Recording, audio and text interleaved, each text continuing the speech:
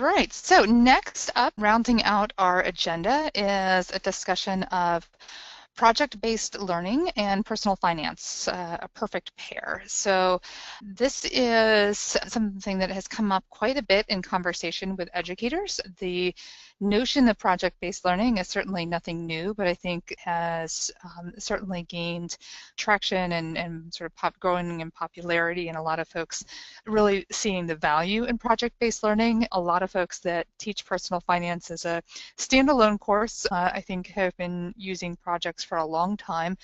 It lends itself so incredibly well to financial topics, but it also lends itself incredibly well to other concepts being taught in a personal finance context with a project that is along those lines. So we're going to start out right now talking just and making sure that we're kind of all on the same page when it comes to what is project-based learning, and making sure that we're sort of all talking the same proverbial language, if you will. So common definition here from the Buck Institute for Education: a teaching method in which students gain knowledge and skills by working for an extended period of time to investigate and respond to an authentic, engaging, and complex question, problem, or challenge. I think there's a couple of things in this definition that make it stand out, and which really differentiate it, say, from a very hands-on active learning activity, if you will. So, for example, Andrew spoke earlier on our webinar about an activity that went along with the On the Court with Michael Jackson chapter book, where students were given different levels of education, and as such they had different levels of resources to use in the activity. It's a fantastic activity, but it isn't necessarily a project. That is a one activity, one class period type of activity. Here we're looking at something that takes an extended period of time, not something that's going to get done in one class period most likely, and we're looking at a very authentic, engaging, and complex question, problem, or challenge. So really, let's dig into that piece about authentic, engaging, and complex. And this is where I think we can make a really strong argument for project-based learning being such a great pair with personal finance. Personal finance, by its very nature, is authentic. There is nothing contrived about saying that somebody needs to be able to manage their finances or pick a financial institution. That is absolutely an authentic type of real-world problem or challenge. It is also very engaging. Students are engaged in topics that they find relevant, and financial concepts and problems can be, and often are, just by their very nature, complex. So again, wanted everybody to be on the same page here when we talk about what is project-based learning. So there's a difference between just a simple project and what the Buck Institute for Education refers to as the gold standard in project-based learning. And these projects have 8 criteria here that we've listed, and we're talking about each of these, and they give a really nice checklist of these project design elements to be a gold standard PBL. So knowledge and understanding and success skills. So this is derived from the standards, and the success skills include critical thinking, problem solving, collaboration, and self-management. You could, if your school is really focused on the 21st century skills, perhaps include also creativity and communication in that. A challenging problem or question. So this is based on a meaningful problem to solve or a question to answer that's appropriate for their level. It's operationalized through open-ended, engaging, driving question. There's sustained inquiry. So this involves an active, in-depth process over time in which students generate questions, find and use resources, ask further questions, and develop their own answers. Authenticity, we talked about earlier. This is real-world context, real-world processes, tools, etc. Student voice and choice. So students are allowed some kind of choices about the products they create, how they work, how they use their time, what have you. There is opportunity for student reflection, what and how they're learning on the project's design and its implementation. The project includes a process for students to give and receive feedback on their work so that they can revise their ideas and products or conduct further inquiry. And then finally, for this gold standard, there's public product. So the project requires students to demonstrate what they learn by creating a product that is presented or offered to people beyond the classroom. Certainly, by use of technology nowadays, there's limitless ways to put things out there for public consumption that are that offer that that opportunity. All right, so that is those are the gold standard in PBL. And when we look at what this might look like, Buck offers a really nice outline here. This is a download, and I've included the link here in the handouts for you.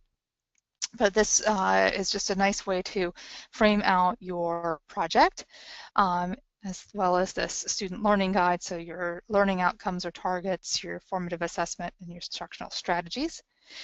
They have a series of student handouts, so these I just picked two to feature here. A project team work plan, so helping them to figure out, that we need to divide and conquer on a team project, who's going to do what, when will it be done, has it been done. And then I really love this, this self-reflection for students, thoughts about the project. So both just for themselves, what was the most important thing they learned? What do you wish you had spent more time on or done differently? What part of the project did you do your best work on? And then feedback for you as the educator about the project itself. What was the most enjoyable part of the project? What was the least enjoyable part of the project for them? And how could your teacher change this project to make it better next time? Curious how often teachers, when you do a project, you certainly, I think, we do something and we reflect upon it and say, oh, I wish I would have done this a little bit differently. I already had somebody point out that I referenced Michael Jackson and not Michael Jordan, so I would do that differently next time and talking about things. But just how you structure things, what have you. We are probably self-critical or self-reflective, but certainly getting students' input. How can I make this better the next time around for the next set of students that will do this project? When it comes to personal finance, there's so many different topics that we can develop project around or around which someone else has already developed a project, and that's what we're going to look at next. Again, just a reminder, over on the Padlet, we have an opportunity for you to share a favorite personal finance project. So if there's something that you're proud of that you've done or are looking for, share that in the questions or ideas section too. We're going to focus on things from these 5 different resources. So really the first 4 are ones where there's already projects developed. The last one is a micro-credential that you as the educator, if you put project-based learning into place in your classroom, can actually receive a micro-credential, and I'll talk to you more about that in a second. Or actually quite a few minutes for being truthful. So anyhow, let's focus, since we were talking with Andrew earlier and seeing resources from the Federal Reserve Bank, mostly of Philadelphia and St. Louis. This is a resource that came out of the Federal Reserve Bank in Atlanta called Making Finance Personal, Project-Based Learning for the Personal Finance Classroom, and it consists of 11 projects. You see the topics listed here. This is written by someone who teaches at the college level, so she does indicate that there are some places where if you were teaching this in the secondary level that you might need to make some adjustments, but those are very clear and laid out, and I think a lot of these are transferable across those different age levels. Taking a look here, this is the table of contents. What we saw earlier a few minutes ago from the Buck Institute talked about a driving question. So for example, here, what do I want to accomplish financially? How do I determine my wealth? What can I do to avoid overpayment of income taxes? How do I spend my money? What does my credit report say about me? How should I invest my money? This one's very timely, I think. Important financial documents. Am I financially prepared for an emergency? Boy, talk about a connection to recent events with folks that are suffering in Florida and Texas and Puerto Rico, what have you. How much money will I need to retire? Do I have enough insurance? So these are all great driving questions that are really authentic and personalized to what a student can envision being relevant to their life. Here's an example here in Project 7, purchasing a vehicle. So in this one, the central question or problem is, what is my best option for buying a vehicle? So we have students, in this case, walk through the build a car process on the website, examining both purchase and lease options, as well as looking at the same model through AutoTrader. They complete an activity or an exercise that they do where they pick any car that they can readily find information about online, and here it gives you the complete instructions. Is there a new car or truck you have been dreaming about owning? Now is your chance to see how much it would cost. So this is the student handout, so it gives them the instructions. You'll need internet access and the buying a car workshop sheet. First choose a car or truck, then build and price a new model with varying terms and interest rates. Print out a fact sheet or brochure if available about your selected new car. So here, when we talked about student voice or choice, I'm not saying, build a Honda Accord or a Ford F-150. I'm saying pick one that's of interest to you. There's student choice right there. They're allowed to have a say in how this is made real for them. And so this is the student handout for that. And again, there's 11 different projects from the Federal Reserve Bank of Atlanta that are included in that one. Next Gen Personal Finance has a bunch of different projects. Tim Ranzetta on a webinar with us last year talking about Next Gen Personal Finance and the curriculum. This is in there, under their curriculum tab, there's a section for projects. So these are all of their units. Not every one of them has projects, but some have more than one. Some of them have just a few. Some of them are still under development, but you can go through those. These are examples of ones from savings. So we have, here's 4 shown. I'm going to show you this savings account analysis project. Here, students are basically researching different savings account options at different banks. I like the way that this works. Everybody, they break up into groups of 3 to 5, and each one chooses a financial institution. In this case, they have suggested several large financial institutions: Bank of America, Capital One, 360, Chase, PNC, or Ally. So everybody picks one from that list. You could certainly supplement something else in if you'd like. Each student researches their own financial institution with providing the information that's requested. They write up a paragraph about which savings account option would be best for them personally, and then together as a group they compile a report with 1 page per bank where they use a common layout for this to work together.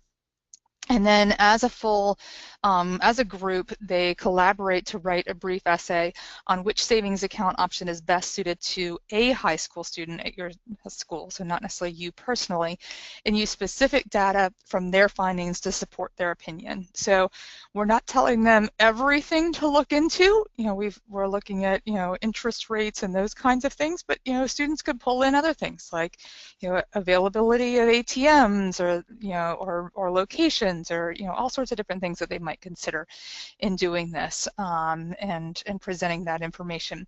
How could you make this public? Well, maybe this is something that gets presented on the to other students in another class, or put out there for public consumption somehow. So that is just one of their projects that's available on their website. Here are some others under managing credit. Again, You can, do these things lots of different ways.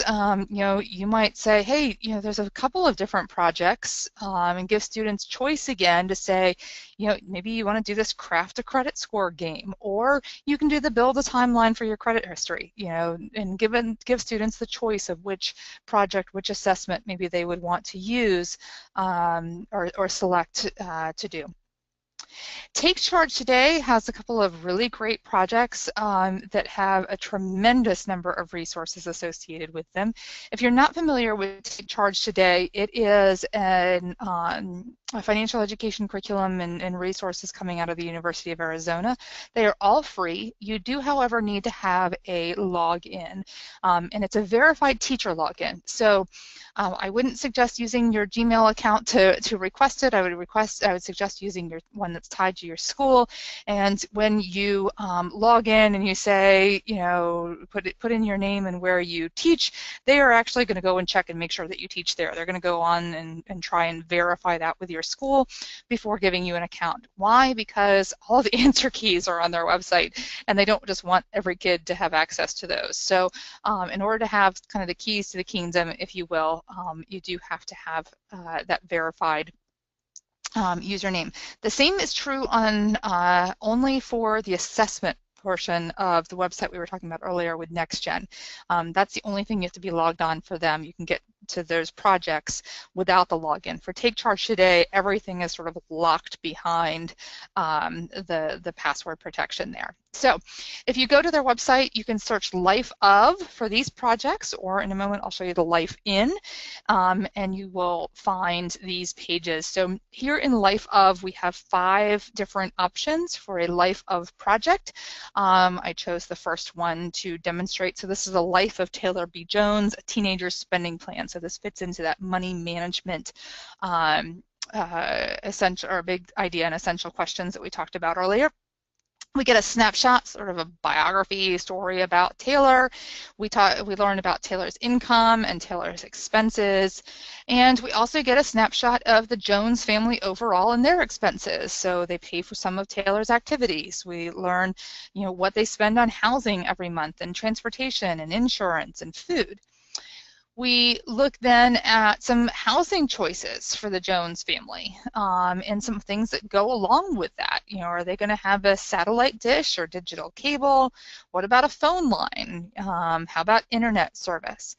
Some other things like Taylor has some hobbies. He likes to collect baseball cards and also likes to play chess. How about entertainment? So, different things there. Then there's a reflection on this piece. By the way, this is the Life Of, are really kind of designed for grades 7 through 9. I think they could expand a little bit beyond that as well. Just up to you and how you use those. We look at Taylor's paycheck. So this is from the restaurant and grill where he works, and we find out, what is his net pay. So we have some earning income, big idea in here. Then we look at, and then again, this are just pieces and parts of this activity, but creating a spending plan and reflecting on that. Each of these Life Of comes with a associated PowerPoint, as well as a full and complete lesson plan. So this one says it takes 145 minutes to complete, so this is not a quick and easy project. So when we talked about earlier that these are things that take place over an extended period of time, this obviously meets that criteria of that gold standard PBL. Again, this is one of 5. So you could have everybody go through with one individual spending plan, or you could have different students in the classroom following different students and sort of going through the same process, but with different scenarios. Similarly, there is a Life in the United States that is another project that's part of the Take Charge Today program. And this, again, has the lesson plan, a master notebook, PowerPoint presentations, a student notebook, this electronic spending plan. So here is the lesson plan, 225 minutes on this. So again, this is not a quick and easy thing to operationalize, but really a great meaty project for students to dive into. oops, sorry, skipped over a page, a slide there. So this is just one example. This has actually a total of, I think, if I recall correctly, 25 different scenarios. So in this case, the Bancroft family, so students can be assigned to different ones. Everybody has something different in the classroom, so nobody is doing the exact same thing. There's no copying off of anybody's paper because everybody is different. And again, it comes with an Excel spreadsheet and lots of different pieces and parts to this. This is really a meaty personal finance project. And again, all of these are free of charge and available online through Take Charge Today. The last resource with pre-built projects that I wanted to mention is Teachers Pay Teachers. I'm sure most of you are aware of this website. The caveat that I have is that everything before has been like reviewed and vetted and what have you. You know, Teachers Pay Teachers is a little bit different. You know, you are getting things that have been created by other teachers, which can be fantastic and the best thing you've ever seen, or you know, use at your own risk. One of the things that I often like to do, and by the way, I just typed in personal finance project and I got 311 results. I then sorted them by, this is what I first got to start, and then I sorted them by their rating, and the number one that came up was this Game of Life Financial Literacy Project, which is from 21st Century Math Projects.